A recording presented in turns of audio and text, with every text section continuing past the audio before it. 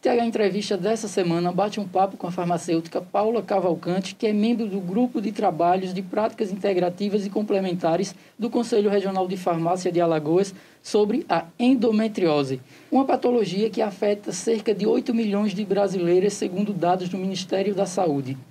Paula, seja bem-vinda ao TH Entrevista. É um número considerado alto, né? Exatamente. É considerado alto, principalmente porque não é bem diagnosticada essa questão da endometriose. Como cólicas incapacitantes muitas vezes podem ser consideradas como normais, né, por muitas mulheres, acaba demorando até 8, 12 anos para uma mulher ser diagnosticada exatamente com aquilo que ela tem e começar o tratamento propriamente dito, né? Então, ela só vem ter um diagnóstico assim, por exemplo, quando tenta engravidar, né, e não consegue. Então, o médico ele vai rastrear, né, vai para ressonância magnética, né, ultrassons mais direcionadas para poder estar indo ali no foco mesmo do problema. Paula, você falou das mulheres, então existe uma faixa etária, né, que é mais afetada com essa patologia. Isso, mulheres em idade reprodutiva, né, então a partir da menarca, né, que é a primeira menstruação, essa mulher ela já pode vir a ter, né, essas cólicas assim mais incapacitantes mesmo, né, dores na relação sexual, né, quando já tiver relação sexual, dores pélvicas crônicas, né, e dores até na hora de evacuar, realmente são coisas bem doloridas, né, cólicas bem incapacitantes mesmo. Esses seriam os principais sintomas causados pela endometriose. Isso. Paula, aqui em Alagoas, há dados de quantas alagoanas sofrem com essa patologia?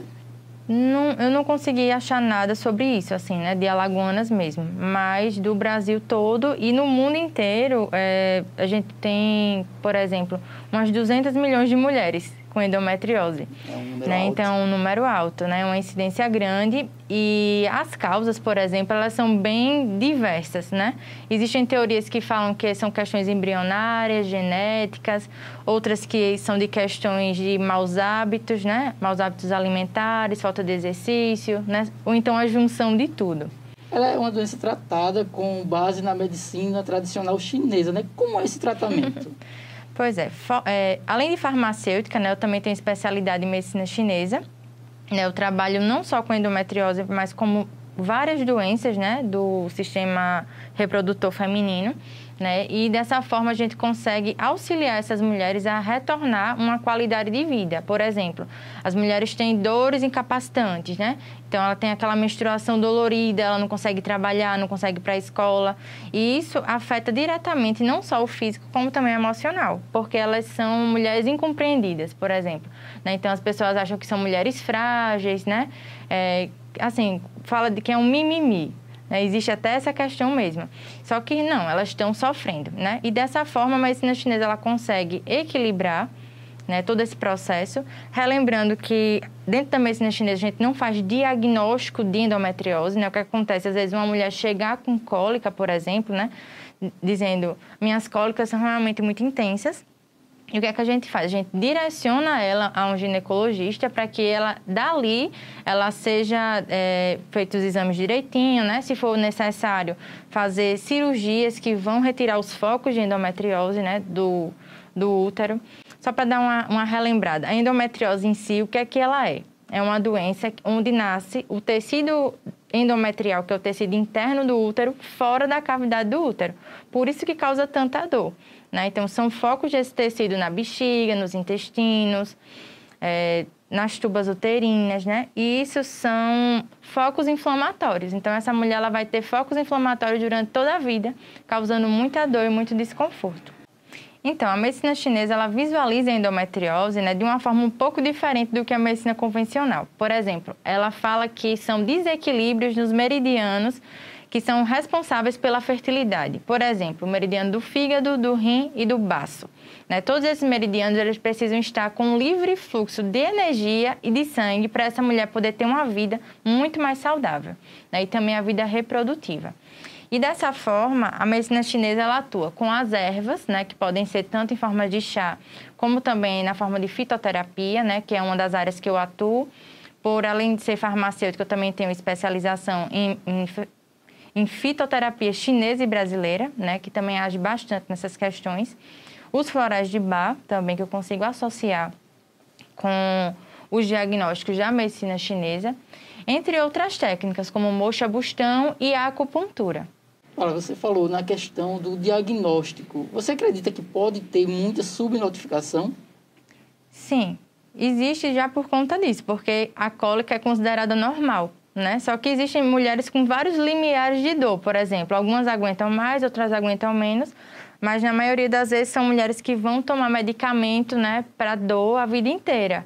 Né, vão estar procurando alternativas diferentes, vão estar indo nos seus médicos atrás de até suprimir a menstruação para poder viver, né, com mais qualidade de vida. Só que, assim, mesmo sendo farmacêutica, né, eu sou assim, a favor, né, que o médico passe ali, dependendo da situação, que ele passe aquele hormônio para fazer a supressão, mas também que ele oriente a mudança de hábitos, né, para que ela tenha uma vida mais saudável e dessa forma ela consiga estar movimentando esse corpo, estar se alimentando melhor, estar melhorando também as questões emocionais, porque também tem muito a ver, né? E a medicina chinesa, por exemplo, a gente consegue juntar também todos esses processos, né, tanto a parte física quanto a emocional. Fora a medicina chinesa também eu associo florais de Bach, que é outra técnica que a gente trabalha muito as características emocionais e também ajudam bastante mulheres com endometriose ou então com outras patologias do sistema reprodutor. Além de mulheres que sofrem de infertilidade das mais diversas causas. Março é o mês de conscientização, né, da doença, da patologia. Mas é uma doença que não precisa ser também só lembrada no mês de março, né? Ela tem que entrar em políticas públicas durante todo o ano. Exatamente, né? O bom é que já tem essa política para esse mês, né? Porque a gente colocou muito material na mídia, né? Falando, conscientizando. O CRF mesmo, gostaria até de agradecer, né? Pelo espaço, né? O nosso presidente Robert Nicásio, porque ele sempre está ali incentivando a gente com as práticas integrativas, né?